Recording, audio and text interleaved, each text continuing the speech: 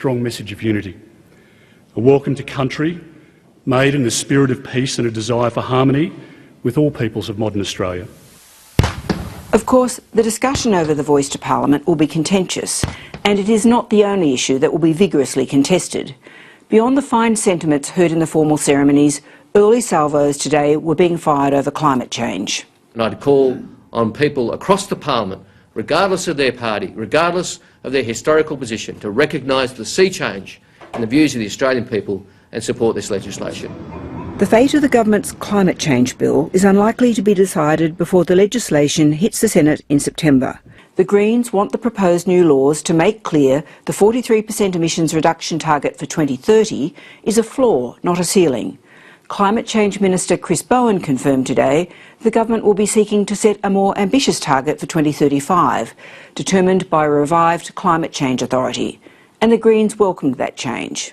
To have a situation where future governments or governments in the future can listen to the science and do what is needed without any parliamentary obstacles, that would be a good step. Compared to an election campaign in which Labor was criticised for the lack of an ambitious agenda, today's ceremonies spoke of more lofty and historic goals, of time not to be wasted. Don't miss the chance, because you're not here for that long, none of us will be. And when you're sitting on the porch, thinking about what you did, you can either have a source of pride or a source of regret. So a source of pride is what we really need to have. Well said there. Well, before we go into the slightly lengthy discussion with the Treasurer and how he addressed the Parliament there, here's another message from GoPure Queensland. Once again, GoPure Queensland presents iconic India Day Fair, celebrating India's Independence Day on 13th August. Come experience India at no cost at Roma Street Parklands. Experience India's culture, music and food. You will be entertained from 10:30 a.m. till 8:30 p.m. by many talented artists. The program will begin with a parade from various community organizations, finishing off with a grand finale Liza Light Show. Showstopper, one and only the Harbhajan Mann, all the way from India. Come join GoPure Queensland for a fun-filled family day and experience all that India has to offer. For more information, visit our website www.gopurequeensland.org. See you all there. Station sponsor, GoPure Queensland.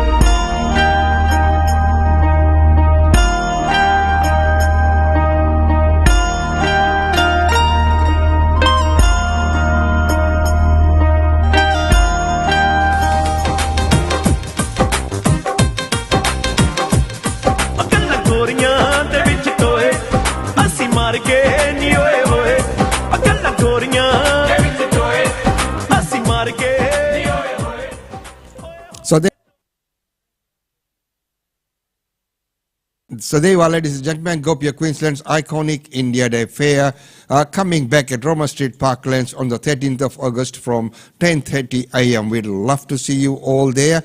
It's a fun-filled, friendly event. Well, right now, as I mentioned before, that today we'll be taking a look at Treasurer Jim Chalmers as he speaks to 7:30 on the budget and on the 47th Parliament. Treasurer, welcome to 7:30. Thanks very much, Sarah. No government in a generation has faced this level of inflation. Do you simply have to trust the Reserve Bank not to push the Australian people to the brink? Well, the Independent Reserve Bank will make their decisions. Our focus as a government is firstly not making things harder for the Reserve Bank to do its job, but also to focus on where we can actually make a meaningful difference. And for me, the obvious place to start is on the supply side of the economy. Explain what that means to people who don't have economics in their background. Well, when people go to the supermarket, often when something they're looking for is not on the shelf, it says on there we're having problems with our supply chain, and that means there's a labour shortage, there's an issue with transport, there's an issue with some part of that good getting to you, which has become clogged up. And during COVID, that was especially the case, but in the aftermath of the worst of COVID, the same has been true. And so what we're focused on, things like training more people for these skills shortages, childcare, making sure people, if they want to make that choice to work more and earn more, they can, cleaner and cheaper, more reliable energy, investing in advanced manufacturing and the care economy. All of these things will make a meaningful difference, not overnight, admittedly, but they will make a meaningful difference. I want to come back to the timing for that. We'll just park productivity gains and come back because they are indeed not immediate. Right now, you've all but confirmed that you're going to remove the fuel excise relief and the pandemic payments when they expire. I mean, is it putting it too mildly to say that Australians are going to have to tighten their belts much more in the coming months? Well, I think they already are. I think a lot of Australians that I speak to, they're trying to substitute one part of the household budget for another, and when interest rates go up, that obviously becomes that much harder. And what I've tried to do, not just about the petrol excise, but more broadly, every minute that I've been the Treasurer of this country, is to take people into my confidence. That's what I did today by releasing those updated forecasts, so that people know the sorts of pressures that we're dealing with in the economy and in the budget. And of course we would like to extend some of this cost of living relief for as long as we can, but we need to be serious. No, because we need to be serious about these budget So just to be clear, that is a confirmation on the fuel excise, it's going to go? Well, I've said repeatedly for some time now that your viewers shouldn't expect us to continue that. It costs some billions of dollars even to extend it by 6 months, and the budget can't afford that. Australians are already paying, as you've just described, a very high price for circumstances that are way outside of their control, including in the Ukraine and China. So what's going to happen to Australian households if the rest of the world goes into recession? Well, obviously we'll feel the impact here, and the forecasts I released today were really about saying that when interest rates are rising and the global situation is deteriorating, obviously that will slow our own economy here at home, and Australians will feel the consequences of that. Now, some of that is out of our control. Russia, Ukraine, China, we've got fears around the American economy as well, and more broadly about the global economy. But we're also seeing the costs and consequences of a wasted decade. Some of these issues have been around for a long time. Let's talk about the people who will suffer the most in this immediate term. The Australian Council on Social Services says the impact for people living in poverty is crushing. It's a big word, and it's something you understand very particularly from your own electorate. Can you offer any relief for that nearly 1 million Australians living on $46 a day? Well, when it comes to JobSeeker, we've been upfront about that as well. You know, we don't have room in the budget to fund even things that we would really like to do for people who are doing it especially tough. And so we've got to work out where we can responsibly make the most difference. We are making medicines cheaper for people. We are making childcare cheaper for people. Because if there's more that we can do for people who are doing it especially tough, of course we will consider that, not just right now, but in subsequent budgets. We're the Labor Party, we want to do the right thing by vulnerable Australians, but we need to be upfront about the budget constraints that restrain us from that. Let's talk about wages. You're fudging on the timing of when we're going to see wages growth. I wouldn't quite describe it that way. Well, let's say you're being very imprecise. You know, is the reality of this situation rather that you can't let wages grow too fast until you've tamed inflation? A few important things about that very quickly. I mean, we don't have inflation because wages are growing too fast. Wages have been growing too slowly. No, but the question is, can you afford to let them rise before that inflation is brought down? So, ladies and gentlemen, the point there that's being made is about the wages and whether the wage rise is contributing to the inflation or the wage rise is not enough to match up with inflation. What we want to see is strong, sustainable wages growth, and in time, when inflation moderates and we get that wages growth that's been absent for the best part of the decade, then we'll get real wages growth, and we expect that to happen in 2023-24, but I'm cautious about it because wages forecasts have been wrong in the past, and so I don't want to give people false hope, but our strong expectation from the Treasury is we'll see real wages growth this term. That relies on not just getting wages growing again, which is one of the objectives of our economic policy, but also seeing that inflation moderate from that very high peak we'll see later this year. You're talking about wages growth in a couple of years. Is there anything that you can do now? I mean, leave the people on higher wages to fend for themselves to a degree, but in the meantime, for those people at the bottom of the wages ladder, is there anything you can do for them right now? Well, one of the things I'm proudest of is the very first thing I took to the Albanese Labor Cabinet was my submission to the Fair Work Commission with Tony Burke to get that wage rise for the lowest paid in Australia. But it's being eaten up by inflation right now, isn't it? Well, and absent a Labor government, there wouldn't have been a national government arguing for that outcome, and I was pleased with the outcome that we got there. We'll also be supporting wage cases in the care economy for aged care workers, for example, and so that is something that we can meaningfully do. But training people for opportunities, making it easier for people to go back to work, creating more secure, well-paid jobs, all of this is how we get wages moving again. But not... And it makes a very good point there. But by the way, ladies and gentlemen, just wanting to let you know that the Federal Treasurer will be at India Day Fair. So come say hello to him. And if you have got any questions, that might be a good opportunity to ask him there as well. Let's continue with this interview. Yeah, for example, with the childcare, as I understand, that's not coming through until the middle of next year. Can you bring that date forward? You could do that, but that would come with a pretty hefty price tag. And again, we have to weigh up all of our priorities. So our immediate priority, wage rise for low-income earners, tick.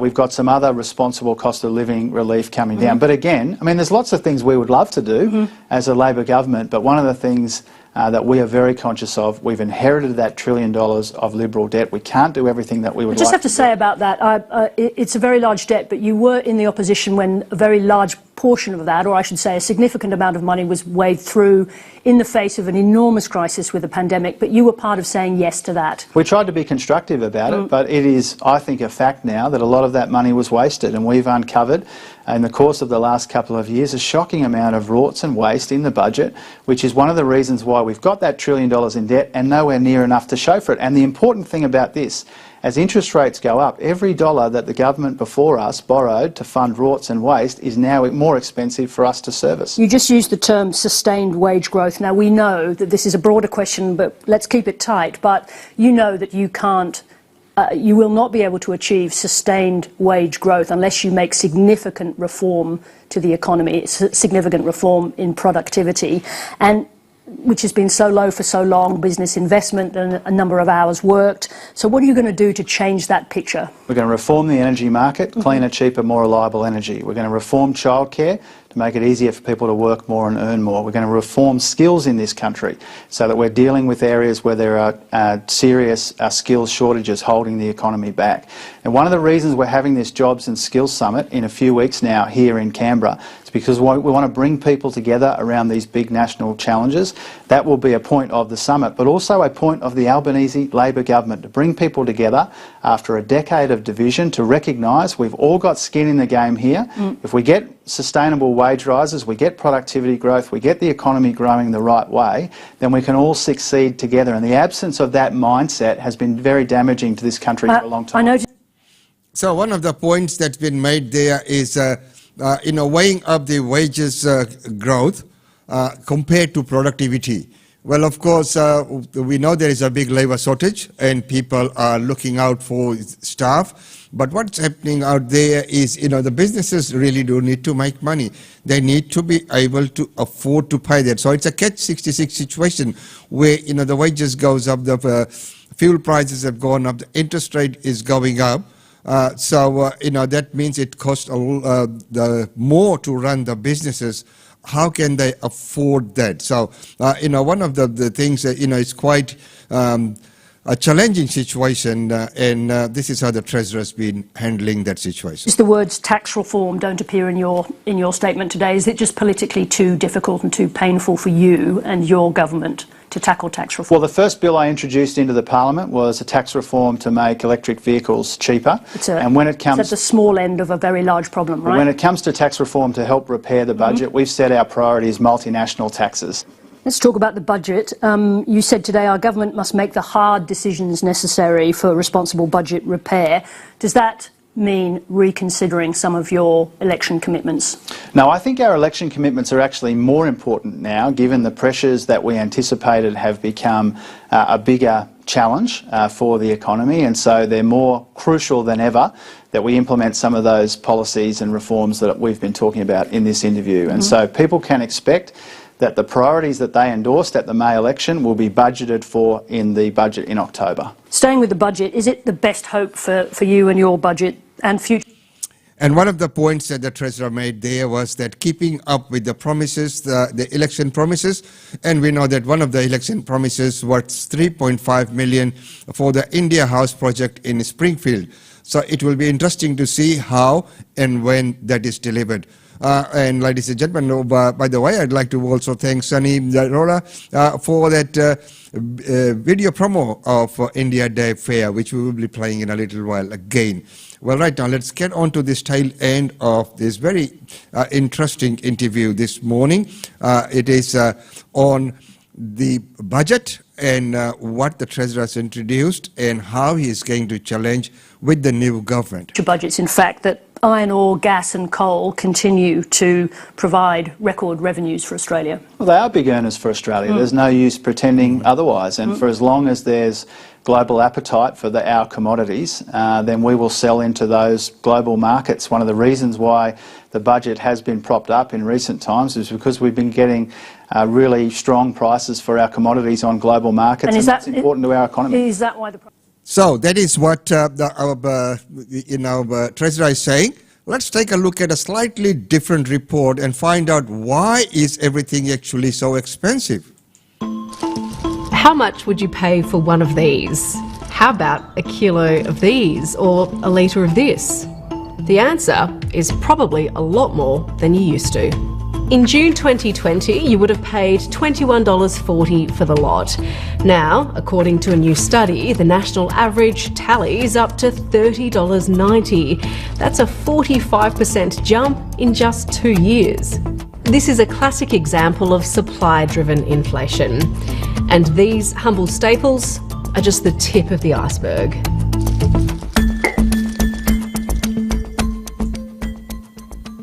You've probably been hearing a lot of this. Interest rate hikes to petrol price increases. Bad news, though, for borrowers and families. The biggest jump in consumer prices in 2 decades. Okay, let me explain. Inflation is not a scary word. Right now, it's been getting a little out of control here and around the world, which isn't good. But in a normal world, whatever that is, inflation means we're spending more. Our economy is growing and growth is good. But let's start with the basics. Inflation is a measure of how much the cost of something is increasing by. Those things are either goods, like a chair, a computer, your clothes, coffee, or services, like seeing a physio, taking a taxi, hiring a cleaner, or getting your dinner delivered. Economists would call it the Consumer Price Index, or CPI. It's spending that you would do every single day. The things that have the largest weighting in the Consumer Price Index are things like food, housing, utilities, education, and health. The number crunchers at the Australian Bureau of Statistics figure out the prices for a bunch of things people typically buy, called a basket of goods, and then calculate how much those prices have changed by. Here in Australia, we like the annual rate of inflation to be between 2 and 3%. It was thought to be a moderate increase in prices that is sustainable for the long run for consumers. But we're way above that target band, and it could go as high as 7%. Let's talk about why. You've probably heard the phrase supply and demand. Supply is how much of something there is, demand is how much of that thing is needed. Let's picture March 2020. Panic shopping. It's happening all over the country. Suddenly basics are running off the shelves. I was able to buy one of these for about $8. It was kept locked up behind a cabinet at my local supermarket. Now though, you can get them for $1. You see, back in March 2020, demand was high and supply, relative to that demand, was low.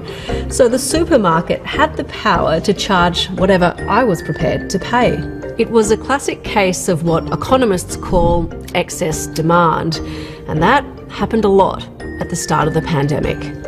So we've had these supply chain problems around the world. Goods haven't been able to get between countries fast enough to keep up with consumer demand, and that has caused some blockages in supply chains, and that's allowed companies to increase prices for these goods. Remember when people rushed out and bought things like game consoles, TVs, bikes and caravans? And what about house prices? Once and selling at $1,035,000. The pandemic created one of the biggest property booms in history. Demand for these things was strong, which meant people selling them could increase the price.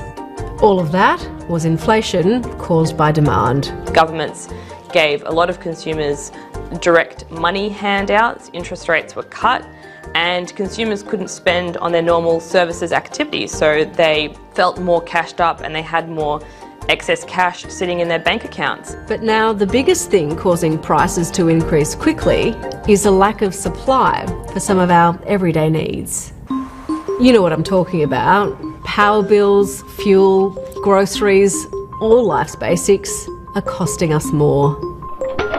One of the biggest reasons is Russia's war in Ukraine, which has significantly cut energy supplies.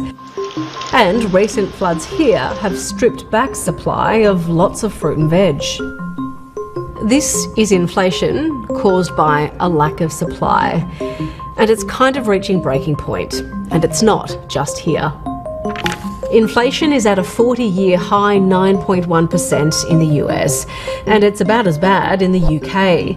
Across the ditch in New Zealand, it's 7.3%, a 32-year high. Here, it's 5.1%. Back in the 70s, inflation also spiked because of oil shocks that led to soaring prices. But the worst it's been in Australia was about 20 years before that. Inflation here was as high as 23.9% in December 1951. It was caused by global events then too. The Korean War also meant a wool boom. The price of wool tripled overnight. As the world's biggest producer of wool, we saw huge economic impact here. You had these periods where inflation might fall a little bit and then rise again, but because policymakers were slow to get on top of it, it just kept on rising for a long time before you saw these levels of inflation that were out of control. So it's unlikely that we'll get to that situation again because the central bank now targets inflation. Now, we get that the biggest factor causing inflation is supply and demand. But here's another factor. Central banks try to alter demand to speed up or slow down the economy by changing the interest rate. This is what's been happening in Australia up until this year. The official interest rate was basically zero in November 2020, meaning borrowing cash was cheap. It was the same story around the world. In the US, it was in a range between 0 and 1/4 of a percentage point. The Bank of Canada had an official interest rate of 1/4 of a percentage point, and so did the New Zealand Reserve Bank. Their governors were worried the economy would collapse because of COVID, and they wanted us to spend money to keep it afloat.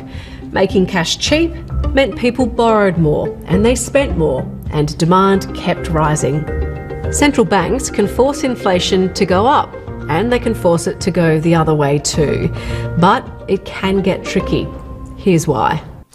Say I stop buying coffee every day to save money, but the cafe owner still has to buy coffee beans and milk and turn the lights on and pay the staff making the coffee. She'll keep doing that for a while, but at some point she wants to save money too because all her costs are rising and she's losing customers. To get those customers back, she reduces the amount she charges for a cup of coffee. This happens for all kinds of businesses like retailers and manufacturers. Before too long, lots of things become cheaper to encourage us to spend. So there you go, ladies and gentlemen. I hope that sort of explains the situation, why and how this inflation comes about. Well, right now, as we have been talking about GoPure Queensland's India Day Fair.